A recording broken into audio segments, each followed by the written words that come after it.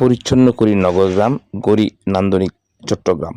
এই প্রতিপাদ্যকে সামনে রেখে চট্টগ্রামের চন্দনাইশ উপজেলায় ব্যাপক পরিচ্ছন্নতা অভিযান পরিচালিত হয়েছে।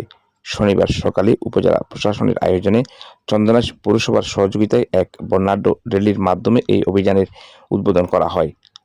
পরিচ্ছন্নতা অভিযানের নেতৃত্ব দেন উপজেলা নির্বাহী কর্মকর্তা মোহাম্মদ আব্দুর রহমান। এ সময় আরও অংশ নেন সহকারী কমিশনার ভূমি ঝন্টু বিকাশ চাকমা, উপজেলা স্বাস্থ্য কর্মকর্তা ডাক্তার রশ্মি চাকমা, কৃষি কর্মকর্তা কৃষিবিদ মোহাম্মদ আজাদ হোসেন, প্রকল্প বাস্তবায়ন কর্মকর্তা মাহবুবুল আলম শাওন ভূঁইয়া, প্রাণী সম্পদ কর্মকর্তা ফেরদৌসী আক্তার, যুব উন্নয়ন কর্মকর্তা আনম সালেহ উদ্দিন সহ উপজেলা পৌরসভার সকল কর্মকর্তা কর্মচারী ও স্থানীয় গণমাধ্যম কর্মীরা।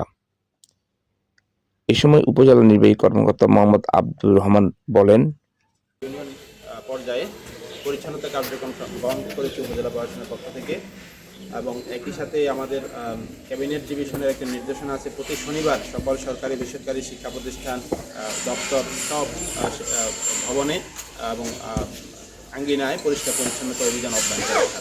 এর ধারাবাহিকতায় আমরা আজকে 25 জুলাই 2026 তারিখে শনিবারে এই কার্যক্রম শুরু করেছি। আমরা আশা করব এই আন্দোলনের মাধ্যমে একসাথে সকল ব্যক্তি পর্যায়ে এবং সরকারি পর্যায়ে সকল সরকারি বেসরকারি সকল পর্যায়ে মানুষজন নিজেরা উদ্বুদ্ধ হয়ে পরিচ্ছন্নতা কার্যক্রমে অংশগ্রহণ করবে।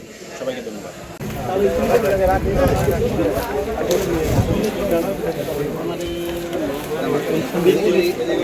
ময়লাগুলো